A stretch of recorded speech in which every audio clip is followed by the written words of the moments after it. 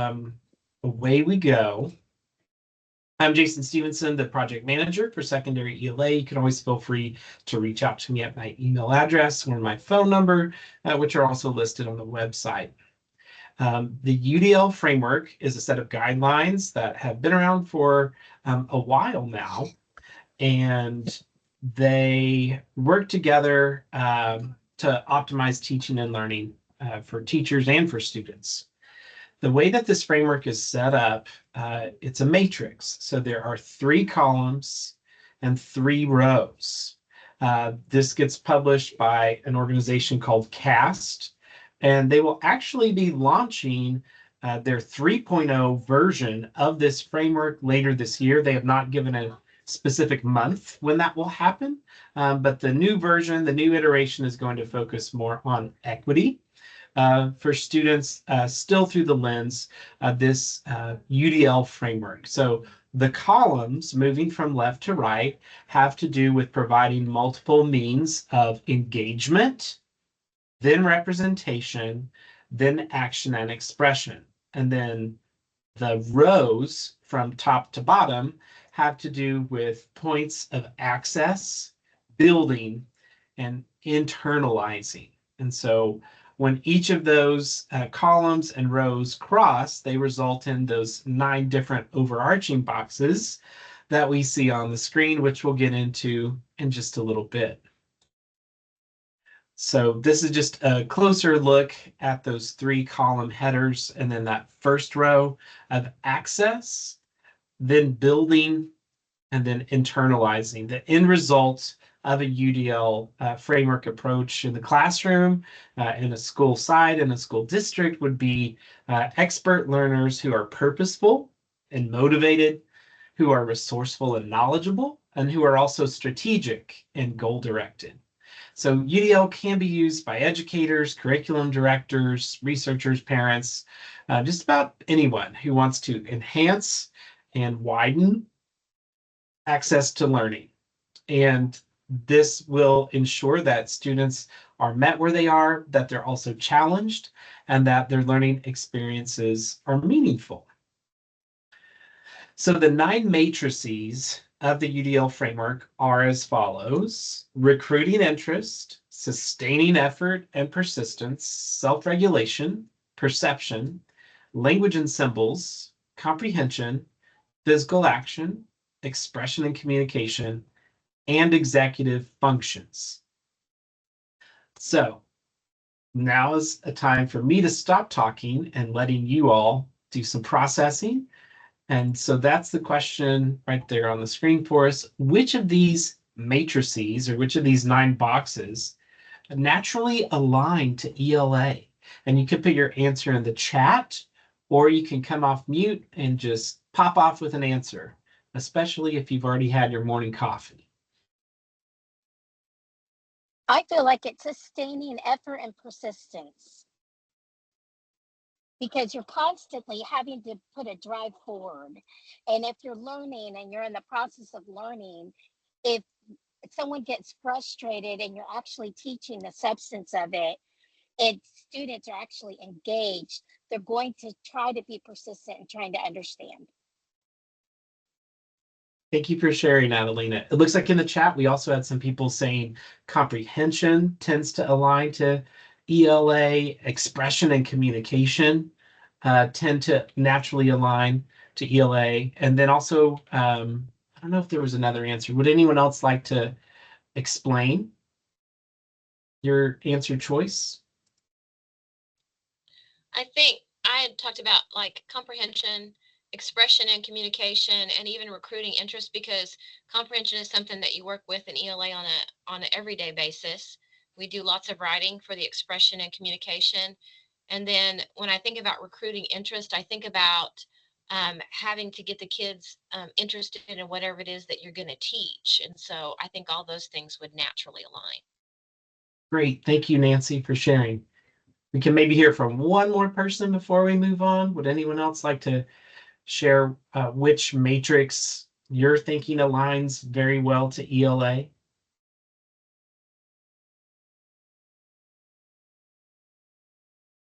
Language and symbols. It's in every song and all the poetry, literature. There you go.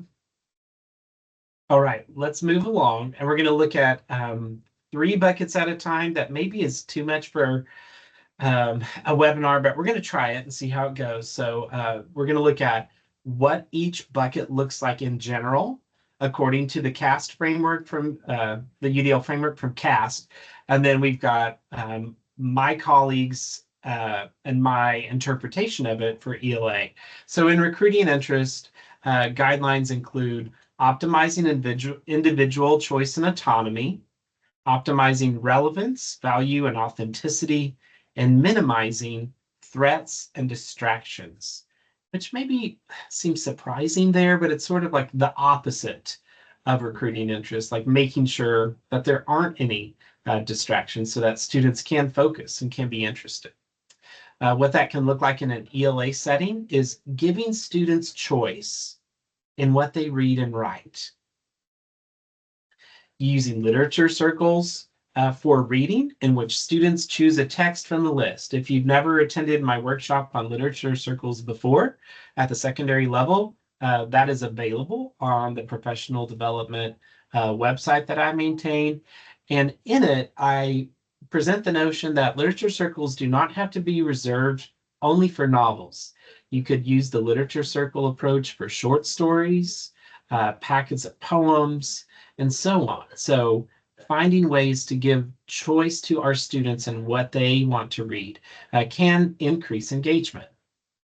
And then the second sub-bullet here is providing a list of prompts or topics for students to choose from when they are writing. If we're always telling students exactly what they have to write, that can feel limiting to students. And as a teacher, when you're giving feedback, it can begin to get really boring to read the same type of essay over the same type of topic or prompt over and over and over again. And I realize some of us maybe on this call are maybe teaching an AP course, or there are certain times when the same prompt must be given, same writing prompt. But that doesn't have to be every single writing assignment. So that's one way to recruit some interest. And then using text and writing activities that are relevant to our students. Sometimes what curriculum we created in our first few years of teaching, or what we inherited when we moved to a school site, is the same thing that we're still using 5 or 10 years later if we've been teaching for a while. So it's always good to mix things up and keep things current and relevant to our students. In recent years, one major text that's maybe been in the spotlight is To Kill a Mockingbird. That book is over 50 years old now. It's a classic for a reason. I actually did go to Monroeville, Alabama for its 50th anniversary of publication. But there are probably other texts that are just as timely or significant that maybe work better in our classrooms now. So just some food for thought on that. And then as far as creating a classroom space where students know what to expect and they're not stressed out about what are the certain routines. So knowing what your students need in that regard, posting anchor charts or routines on the walls, including students in those discussions and other activities. If you need some guidance on just general classroom routines, I can't think of a better classic in that genre than Harry Wong's The First Days of School. And I think he recently passed away. So that's recruiting interest. And in fact, I'm going to go ahead and stop sharing my screen and see if you all have any thoughts, comments, questions on the recruiting entrance box before we move on. So anyone want to share a thought or a comment? What I'm also going to do for you is in the chat, I will give you a link to all of the ELA applications that we'll be discussing today. So this webpage is housed on our ELA framework website, and all the examples that we'll talk about for ELA live on this homepage hub. So if we don't get to all 9 boxes today, you'll at least have this as a resource and a reference to return to. But if you have any thoughts, comments, or questions about recruiting interest, would you tweak anything, add anything to that box, or Have you tried any of those approaches that I mentioned? I've used the literature circles for novels, but I never thought about using them in short stories and poems, which I think is a great skill to share with some of the new English teachers that are coming into our district. So I really like some of those ideas to kind of give them some options and ideas. Great. And for students who've never done a literature circle before or need practice, you could use the short story approach or poetry first and then do novels later on in the year in that same method. Any other comments or questions before we move on to the next bucket in the UDL framework? I like to use this also with special education. I think it works perfectly. They like graphic organizers. They like the simplistic stuff. A lot of times when they understand the short stories and the prose, it's easier for them to do longer novels and stories. Okay, well, we'll get to graphic organizers in just a little bit. That's a different bucket.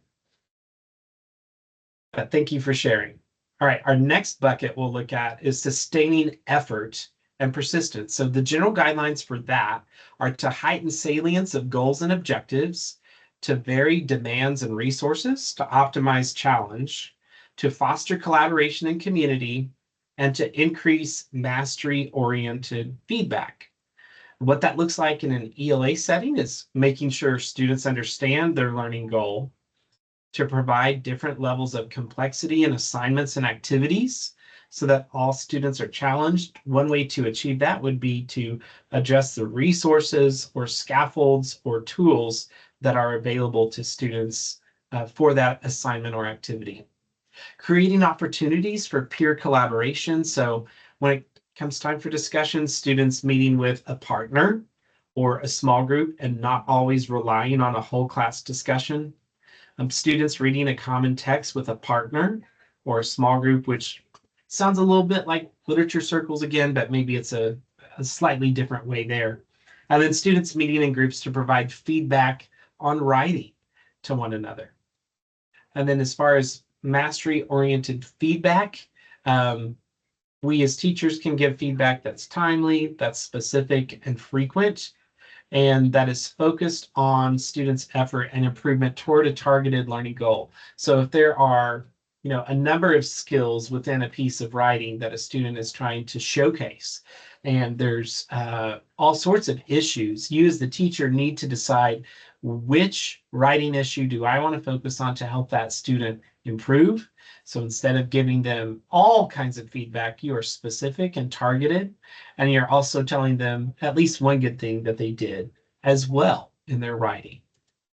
So that was sustaining effort and persistence. We're going to debrief again really quickly. So any thoughts or comments on what we just saw on sustaining effort and persistence? Any follow-up questions or things to add?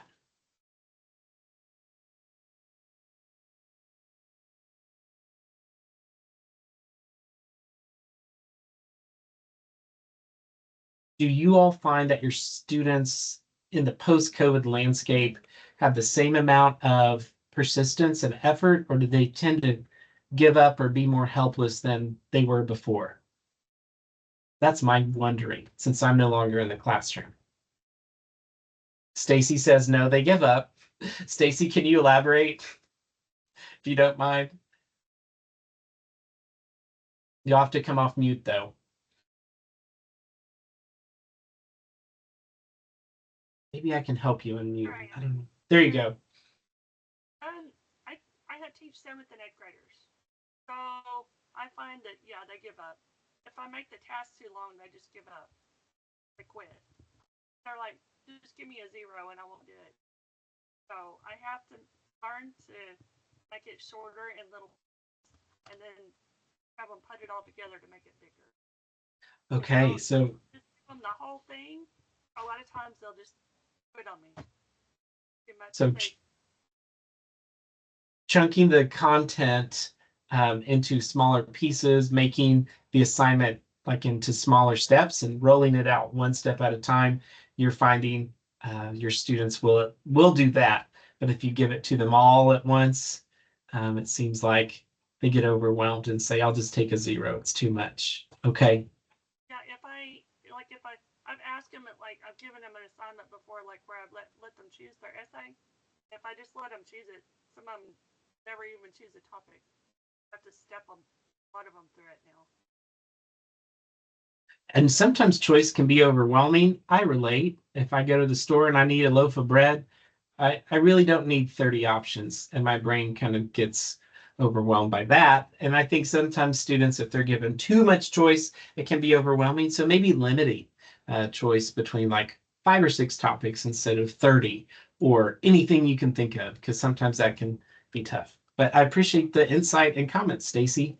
It looks like anyone else want to share out before we move on? I think something that stood out to me in this is like the idea of providing mastery oriented feedback. And there was something too about, I'm trying to look at the The framework. website. Yeah. Yeah.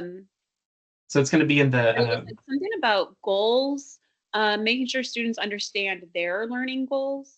yeah. Because I feel like that's something I always want my instruction to be centered on, is on like mastery of skills and students having their own goals or their own desire to want to improve their own academic skills. And I think there's often like the care is more focused on just like, what number can I get on this assignment? You know, am I going to get full credit, or am I going to get 75 or something? You know, like they only kind of care about the number. So if that's just something that I'm always trying to focus with my instruction. Wonderful. So giving students more ownership in what it is they're trying to learn or demonstrate, instead of just telling them this is the blanket goal that I want everyone to have, creating more buy-in that way, perhaps. And it looks like Sharmila said students get overwhelmed when they are given too much content at once. So providing scaffolds and then a clear agenda for what all they'll be doing. Okay, I'm mindful of time, so we're going to get back to sharing the screen and moving on to the next bucket or lens in the UDL framework. So next up would be self-regulation.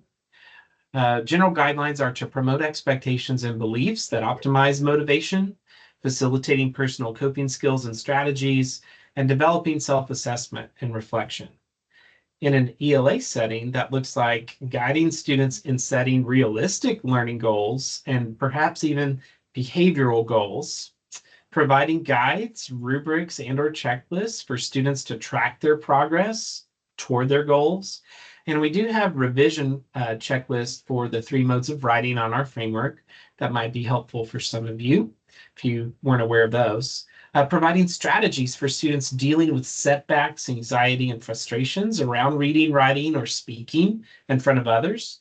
And then letting students know they can see a counselor to speak about any of their intense emotions. So that's it on self-regulation. It kind of sounds a little bit like, outside our purview as an ELA teacher. You're like, well, that wasn't anything aligned to the standards, but this is one of those important aspects of teaching to make sure that our students can self-regulate. And that can be hard, I think, more so for our middle school students than high school, because it can be an overwhelming time as the middle schooler. I don't know if you all have anything to add, an aha moment, a question, a comment about self-regulation and what that looks like in your own setting, or things that you do that have been helpful for your students.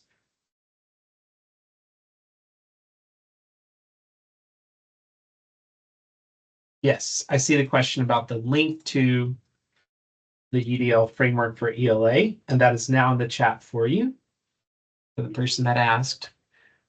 We don't have to have a big discussion on every single bucket. If no one's feeling particularly moved by self-regulation, then we're going to move on, if that's okay with you all.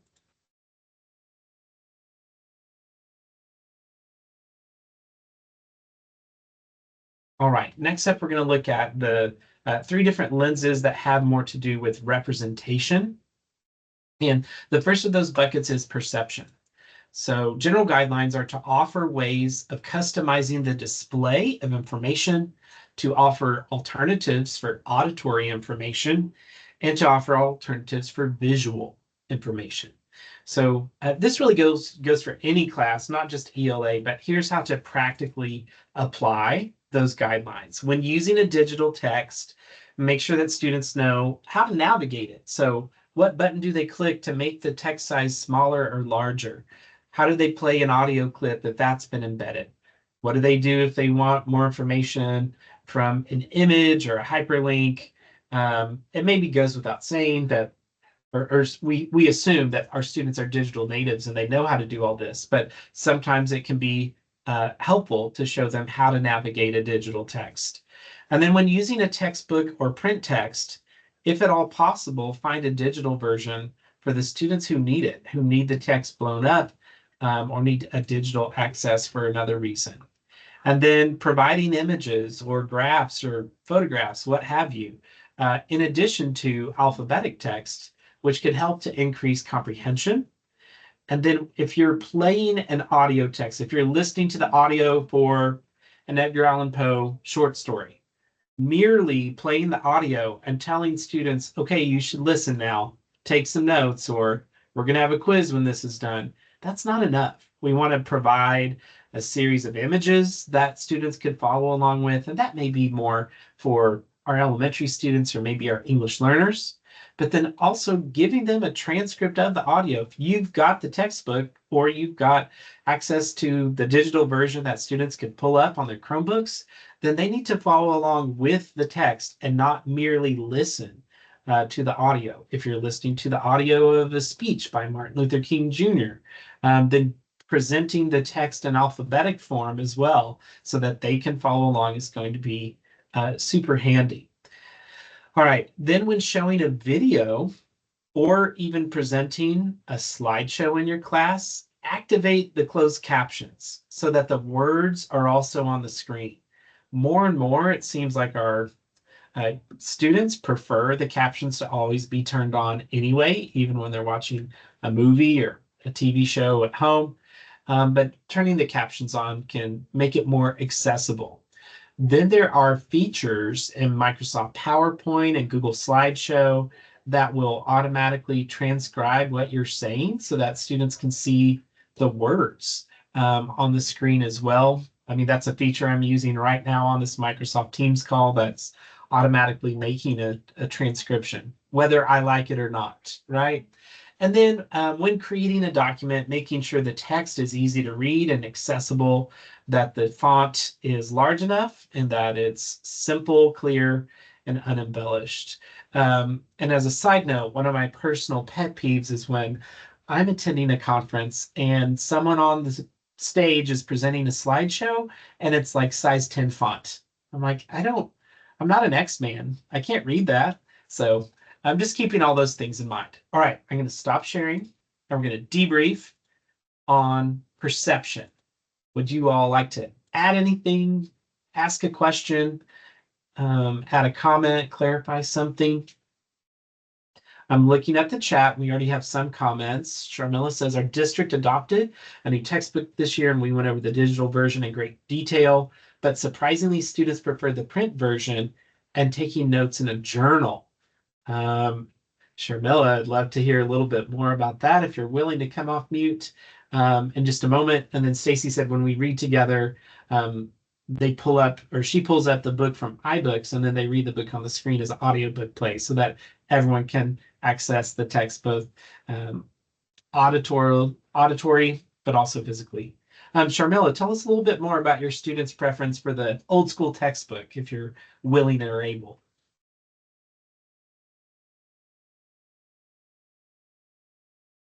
Please. Yes, I was trying to figure out how to unmute myself. I think Okay. I know how to do that now. Yeah, so what happened was, we adopted this textbook and it is a great textbook and it has a bunch of digital, resources. Like they have everything online.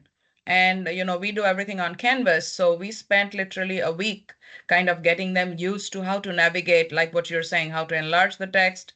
We also turned on closed captioning. We turned on, if they needed to have it translated into a different language, they could listen to it. So we went like all 9 yards on it. And then when the time comes to read, and I give them an option, hey, you can follow along on Canvas and read with us, Or like, what Stacy was saying, I have the book pulled up and I use Audible. So, it's on the screen and they're listening to it. So I gave them an option if you want to be on your computer and read it. And then how many want like a old school print version? And all hands went up. Oh, And wow. so, yep. And then, they loved handling the book, I guess. I mean, I'm kind of old school. I still read a book like a print version instead of on Kindle. So I was very happy with that. And then we kind of did little post-it notes. We kind of separated the chapters one day and they loved it. They wrote that down. And then I gave them extra post-it notes so that they could find like a quote, that they wanted to Yeah. explore further.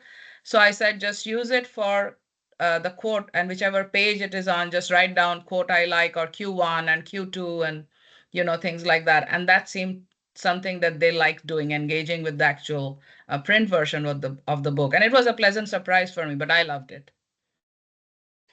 Great. Thank you so much for sharing that story. It's kind of surprising sometimes when we find that our students prefer that physical text, because we maybe assume, oh, they're fine with digital, or they're digital natives. But yeah, there Right. is something about holding the book in your hand, or Yes. being able to quickly flip, flip, flip, and even Correct. using Find it. post-it notes. Yeah. And All right. also we did like a little on the notes part. On the notes part, before I forget, I was trying to recall what we did. So before I forget, on the notes part, what we did was when we went over a particular chapter, which had a lot of stuff happening, like there was a plot twist or a character suddenly, we see other side of it. Mhm. We did like a last 2 minute like reaction, post on that. So I just had them write down in their journal, okay, so upon reading, we just put down page numbers because I didn't want to waste too much time on which page. And I just said page number and then tell me what you felt about it. Like, connect it back to like a character you have seen in a movie, in a book, Mhm. in a play, like in a show, like just react to it. And I think that's the part that kind of, they bought into it. And so I kind of built off of that. When I saw that that was working, we had more of those classroom discussions, and we compared that character to somebody else, or in real life, or historical character or something. Yeah, they could use their notes to aid them in the Right. discussion later on. Great. Right. Okay. Thank you so much, Sharmila. All right, I'm going to share my screen again. And I'm sorry for narrating that, but I gave this webinar on Tuesday, and I apparently did not share my screen for about 5 minutes. And people were saying in the chat, "Oh, Jason, we can't see the screen," but no one ever came off mute and told me. So I was just in la la land for a while.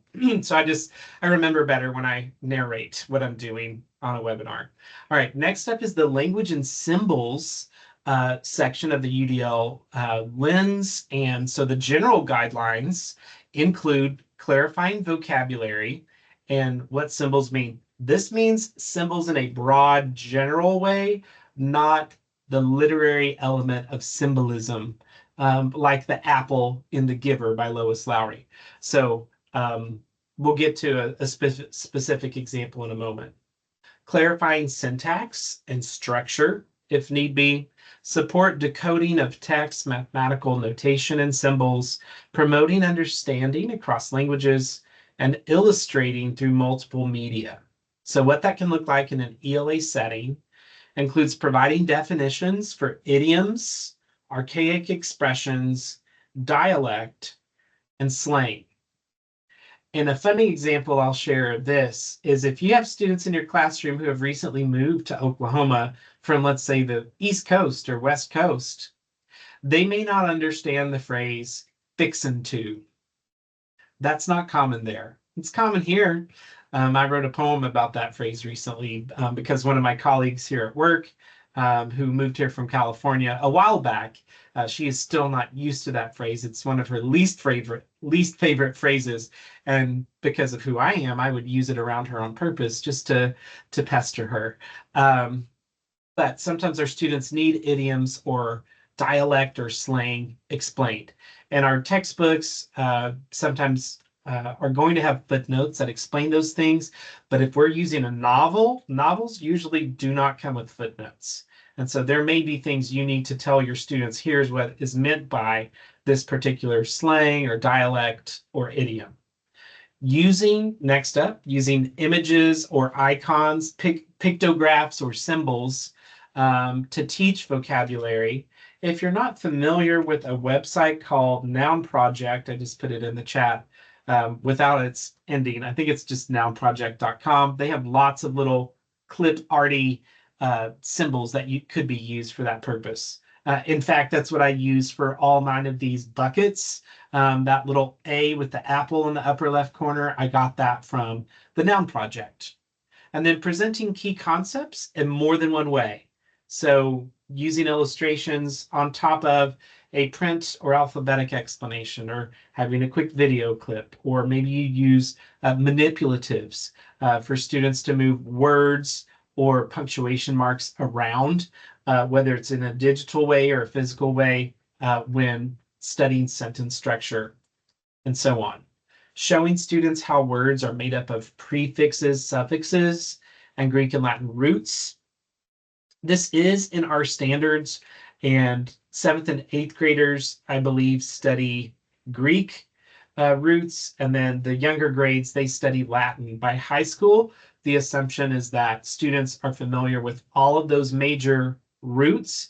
If you are looking for a list, I can't provide an official one endorsed by the State Department, but I can tell you that the What Works Clearinghouse Practice Guide for providing reading interventions for students in grades 4 through 9 does have a list of like the 20 most popular roots. And I can add a link to that in my follow-up email that I'll send later today. That resource is also linked on our ELA resources page that I maintain. And then pre-teaching the most critical words to help students comprehend a passage. So gone are the days when we give our students a list of 20 words that are going to appear in a text and say, okay, look up all 20 of these words in your dictionaries, leave me alone for 30 minutes while I get some grading done or catch up on email. That's not good practice. That's boring for your students. They're not learning a whole lot from that.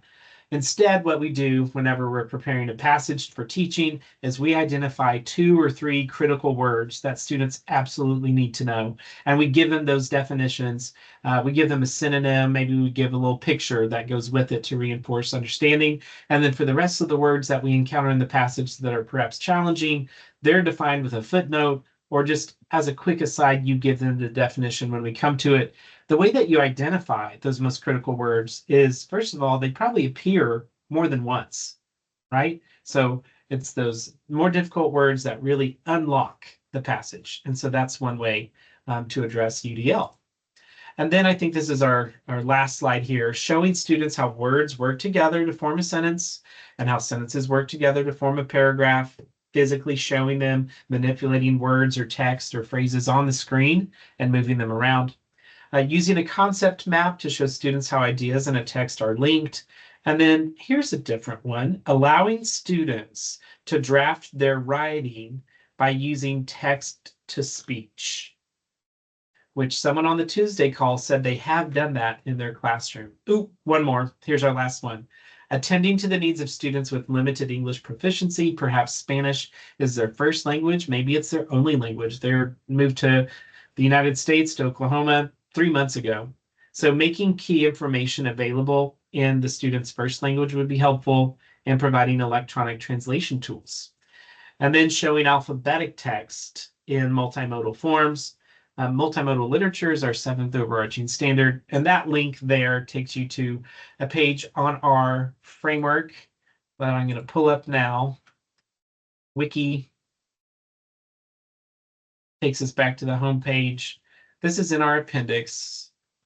And then here's our multimodal literacies overview of what constitutes visual, spatial, gestural, and oral texts, and then how can they be combined to create all sorts of multimodal texts, whether they're storyboards, slideshows, performances, infographics, and so on. All right, that was a whole lot, but I'd love to hear from you now. Anything that's resonating for you from the language and symbols section of the UDL framework. Do you do any of these practices? Are you wanting to ask a question about any of them, or just get ideas from your fellow participants here today?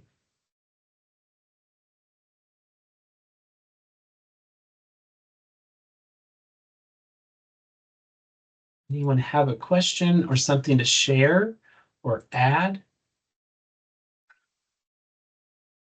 I'm going to give the real website to the Noun Project while I wait.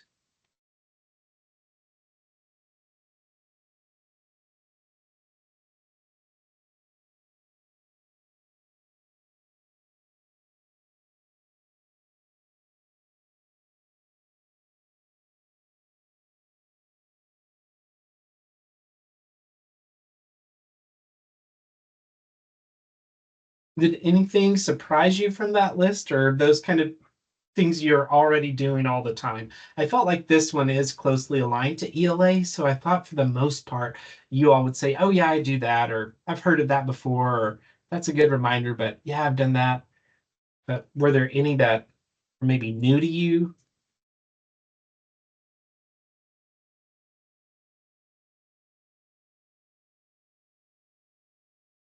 For me, even just thinking about the vocabulary, I liked what you said about using 3 keywords, the ones that are most important. That's a really good skill rather than just all the vocabulary, which I think everybody still has a tendency to do. Right. Yes. Thank you for that affirmation.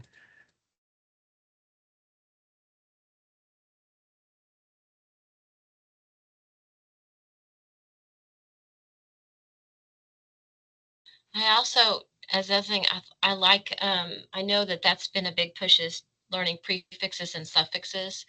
And so even Yes. if we're learning those kind of root words, that's going to help. If we teach them the root words, then we can get away with giving them those few words because they have the basics that they need. And I don't know that kids still understand that those root words carry through. Or I'm not root words, you know what I mean?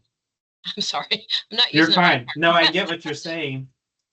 So, and I misspoke. I'm so sorry. The guide that I linked in the chat that I referenced before, it shares the most common prefixes and suffixes, not the Greek and Latin roots. But if you go to pages 30, 31, and 32, which in the guide itself, that is what they're called. There's like some front matter, but I'm going to go ahead and share my screen just so we can see it quickly together. This is from that What Works Clearinghouse Practice Guide on providing reading interventions for students in grades 4 through 9. So they have the top 20 most frequently occurring prefixes in the English language. Un is number one. So students knowing what all of these prefixes mean would be super powerful to help them unlock the meanings of multisyllabic words. And then S and ES maybe comes as no surprise as the most frequently occurring suffix. So there's 20 more there. And then there's a bonus list on other prefixes and suffixes that are frequently used in academic words. There's no definition provided for them, but that's something you could add to a resource or teach to your students. But hopefully you find that handy if you weren't aware of that resource. Anything else to add before we move on to the next bucket?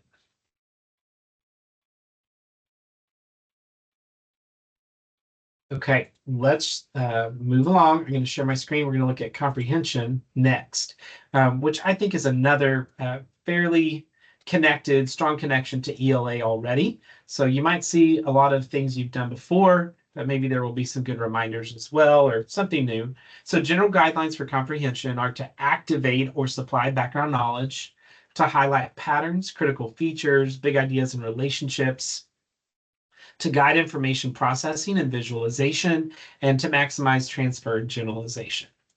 So what that can look like in an ELA setting is to provide background knowledge or help students activate their prior knowledge before encountering a text that requires those things for understanding, to show, explain, and discuss good and bad examples of writing, whether that's sentences, paragraphs, or essays, to provide graphic organizers for students to track their comprehension or analysis of a text, or to plan a piece of writing. So there's that graphic organizer piece, Adelina, that we talked about earlier. To model routines and think aloud to show students how to comprehend a text. Let them behind the curtain. Let them hear how you're processing a more difficult text that's maybe science-based or a piece of history. Allow students to choose what they read and write to showcase certain skills To provide specific instructions for each step of a major project. Stacy, that sounds like your approach to breaking down bigger projects into little steps. To break large components of learning into smaller phases or activities or lessons. That's what Stacy does. And then providing anchor charts or templates or checklists, any other organizer so that students can apply their learning. And then providing opportunities for students to apply their learning in new situations. And then teaching mnemonic devices to maximize student learning. If you've taught your students about coordinating conjunctions, there's a very strong chance that you have used the acronym fanboys, right? Because those are the first letters of each of the 7 coordinating conjunctions, for, and, nor, but, or, yet, or so. And I remember my 11th grade English teacher teaching me that acronym in class one day. It stuck with me, and I've continued to, I continued teaching it when I was in the classroom. And I think I even have seen it, in textbooks too. As a quick side note and soapbox moment, I'll say, but and yet accomplish the same thing. It seems odd in our language that we have 2 coordinating conjunctions that accomplish the same task, but we only have and nothing else. I feel like we need another and coordinating conjunction to link similar ideas. And something I've noticed in a lot of design in the past decade or so that people use, the plus sign is increasingly being used instead of the ampersand sign to indicate and. So I think our language is changing and evolving. And I think plus is the newest coordinating conjunction. It's just not, officially accepted by textbooks or maybe some English teachers yet. But maybe be on the lookout for, is plus being used as a coordinating conjunction in different media that you encounter. Okay, that was it on comprehension. Do you have any takeaways, questions, or comments about any of the guidelines we saw there? Or ways that you apply those in your classroom setting? If you're needing to refer back to the list, remember I did give you a link to the framework page that had that.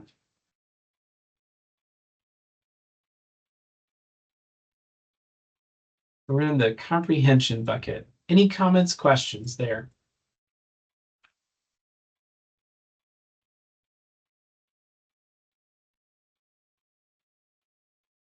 Here's my question for the high school teachers on this call. Do any of you high school teachers use anchor charts in your classroom?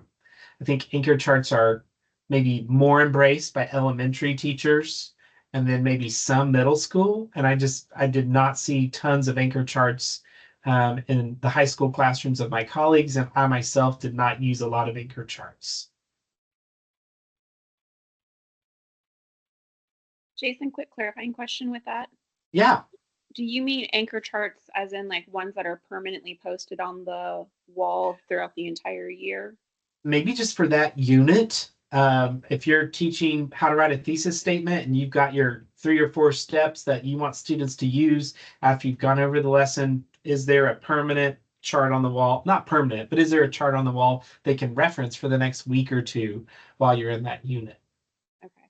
I would Yeah. say I do use anchor charts. Okay.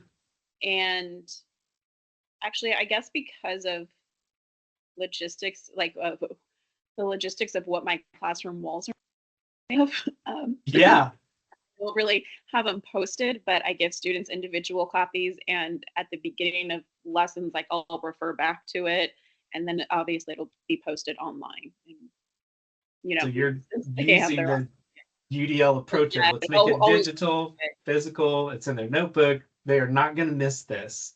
Well, Yeah, hopefully, so- but yeah. hopefully. And then sometimes our classroom walls, we have limited space. There's maybe bookcases in the way, the projector screen or TV that we have. And then, yeah, depending on the classroom, some things don't even stick to the wall, or you have to get that sticky tack stuff. And anyway, all right. Any other thoughts or comments on comprehension? So we only have 3 buckets left, but we've got 14 minutes. We're going to see what we can do in the time that we have. Let me share my screen.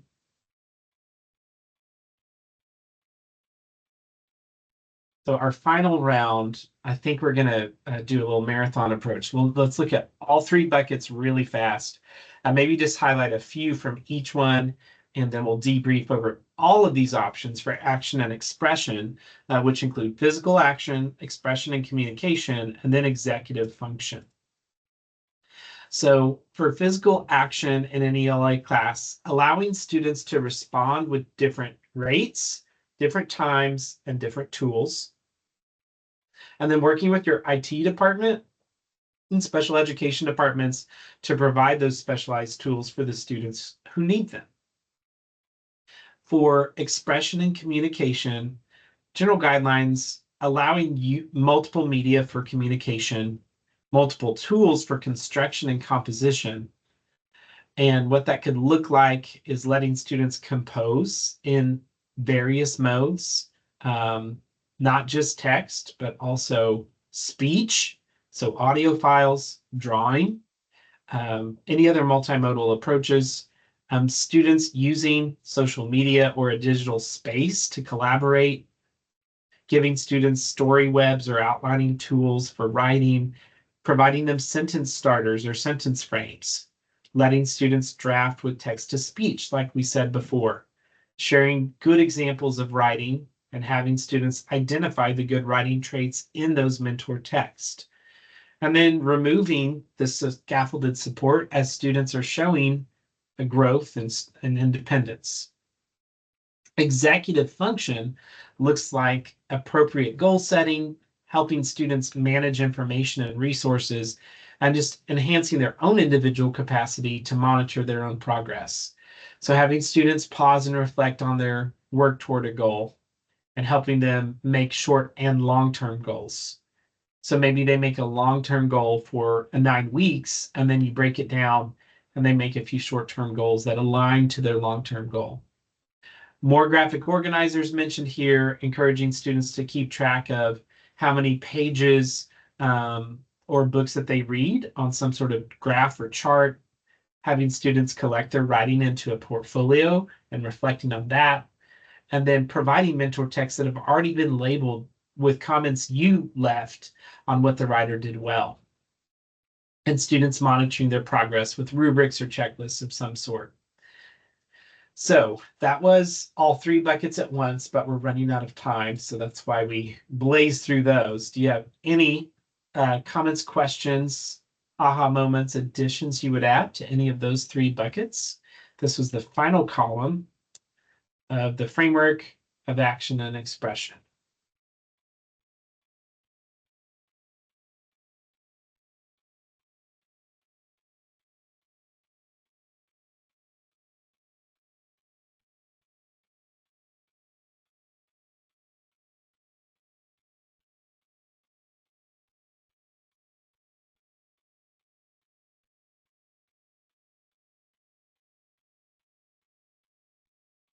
I never heard of these before, so I'm curious to kind of explore them a little bit more. And then I like the idea that it's cross um, all the different subjects Disciplines. because, Yes. yeah, because I'm a curriculum coordinator for my district. And this would be a great kind of just professional development to kind of teach people how to incorporate different things into their lessons that make it more interactive for the students and differentiate. I like all the differentiation things because that's kind of a hard concept sometimes to share. And so I like this information and I like that I can go back and kind of put this info, like process this information. Absolutely. And since you brought that up, I'm going to go ahead and show you, Nancy, on the top of this page that's specific to ELA. We do provide a link to the National Center for UDL. And so if you'll click that link, this is where the overarching chart came from. And if you click in this upper right corner with the green, purple, blue chart, are you still seeing the overarching one? So these are quite broad, but you could use this in a PD with all your teachers, and then they could think about specifically in my own setting, what would this look like? So that could be super helpful. I'm going to stop sharing my screen. Thank you. That's great. I really like that information. Okay, perfect. Okay, so we've got 9 minutes left. Let's do some reflecting, wrapping up. We just have about 5 slides left to go. So this, I need to share the screen again. Should have just left it up. Thanks for your patience today and your participation. So thinking back on all 9 of these lenses or buckets of the UDL framework or matrix, where do you think you already glow as an educator in your ELA classroom already? Which of these 9? And then where can you grow? Let's not overwhelm ourselves. Let's not expect ourselves to be experts in UDL in only one school year. But think about where are you glowing already?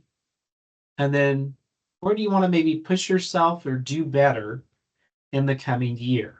You can just refer back to this chart of ideas and implement something each month.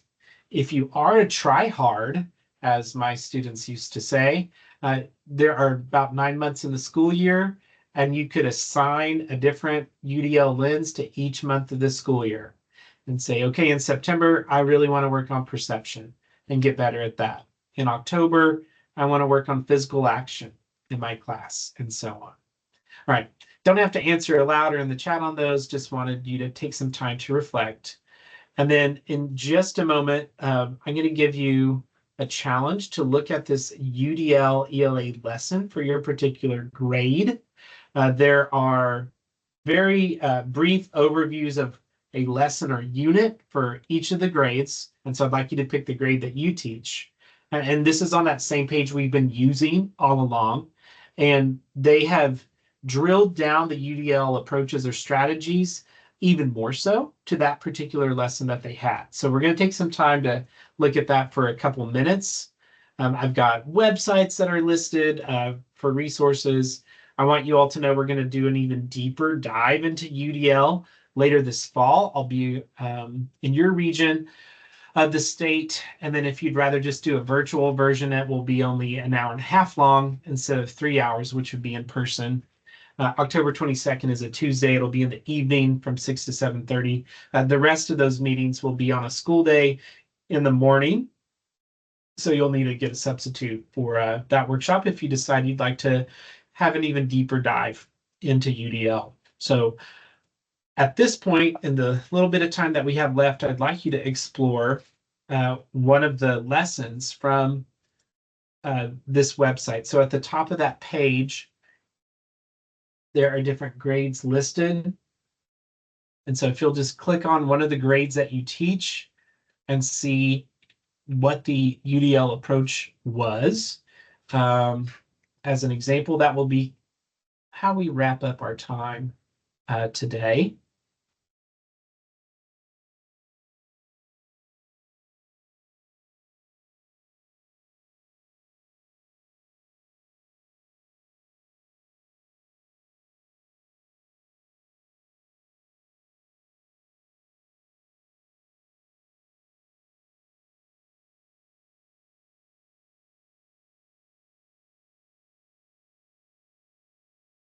The other thing I'm putting in the chat is a link to provide an anonymous review of this webinar. So if you had a good time, let me know. If you did not have a good time, you can also let me know that.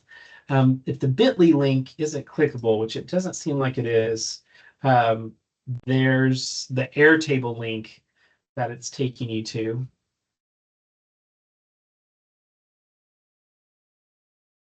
And if you'd like to fill that out, I will eventually get that information, but you don't have to identify your name if you don't want to.